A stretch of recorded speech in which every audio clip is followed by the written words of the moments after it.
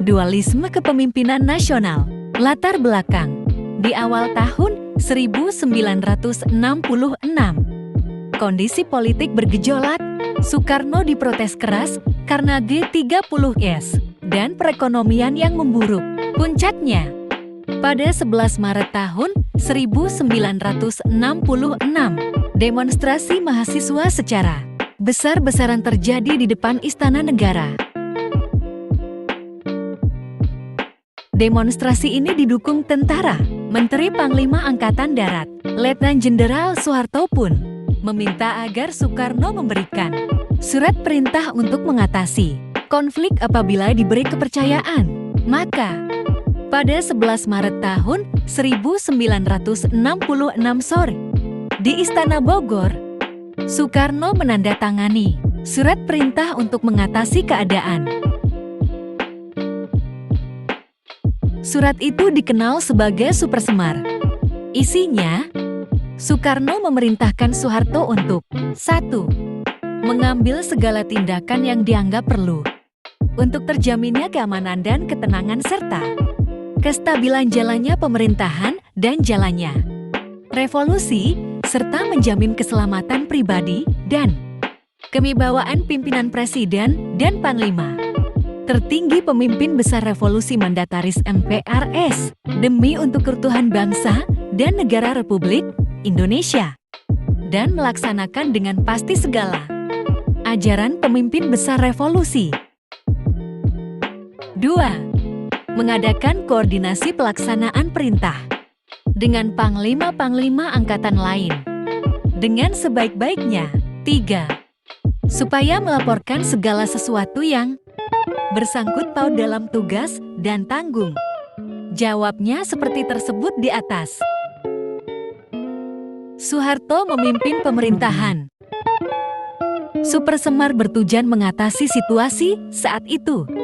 Pada praktiknya, setelah mengantongi Supersemar, Soeharto mengambil sejumlah keputusan lewat SK Presiden No. 1 Maret 1966 tertanggal 12 Maret tahun 1966 atas nama Presiden Panglima tertinggi HBE Mandataris MPRS PBR.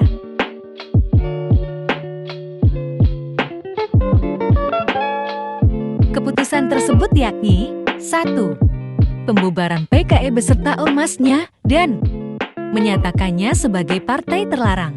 2. Penangkapan 15 menteri yang terlibat ataupun mendukung G30S. 3. Pemurnian MPRS dan lembaga negara lainnya dari unsur PKI dan menempatkan peranan lembaga itu sesuai audit tahun 1945.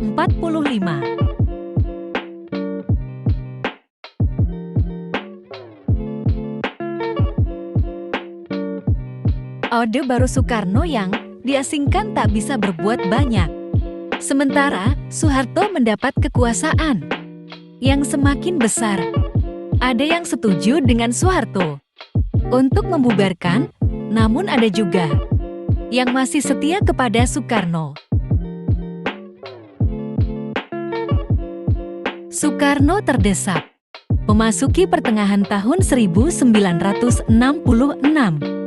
Masalah dualisme kepemimpinan nasional makin terasa.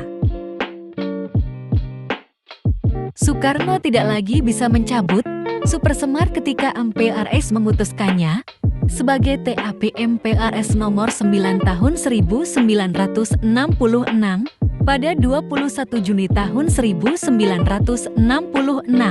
Saat itu, MPRS mencabut Soekarno sebagai presiden seumur hidup, sekaligus memberi kewenangan Soeharto sebagai pengemban Supersemar untuk membentuk kabinet pada 5 Juli tahun 1966. Saat itu, MPRS mencabut Soekarno sebagai presiden seumur hidup sekaligus memberi kewenangan Soeharto sebagai pengemban Supersemar untuk membentuk kabinet pada 5 Juli tahun 1966. Pada 22 Juni tahun 1966, Soekarno menyampaikan pidato pertanggungjawaban di sidang MPRS. Soekarno dianggap mengecewakan. Dalam pidato itu, Soekarno bersikeras tidak mau membubarkan PKI. Pidato yang dikenal sebagai Nawaksara ini ditolak oleh MPRS. Kemudian, pada 10 Januari tahun 1967, Soekarno mengirim surat kepada Ketua MPRS, Jenderal H. Nasution. Surat yang bernama pelengkap Nawaksara itu berisi kurang lebih sama dengan Nawaksara.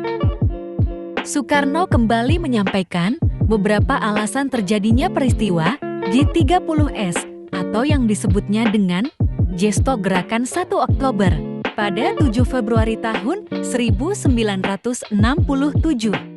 Soekarno kembali mengirim surat, kali ini untuk Soeharto. Dalam surat itu, Soekarno menyatakan akan menyerahkan pemerintahan kepada Soeharto.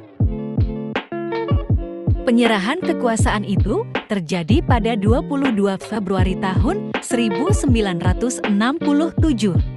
Soekarno menyampaikan kepada menteri-menteri di Istana Merdeka. Malam harinya, Menteri Penerangan DM. Dia membacakan pengumuman Soekarno. Tak lama kemudian, MPRS mencabut kekuasaan Presiden Soekarno dan menetapkan Soeharto sebagai pejabat presiden. Ketetapan itu tertuang dalam TAP MPRS nomor 33 tahun 1967.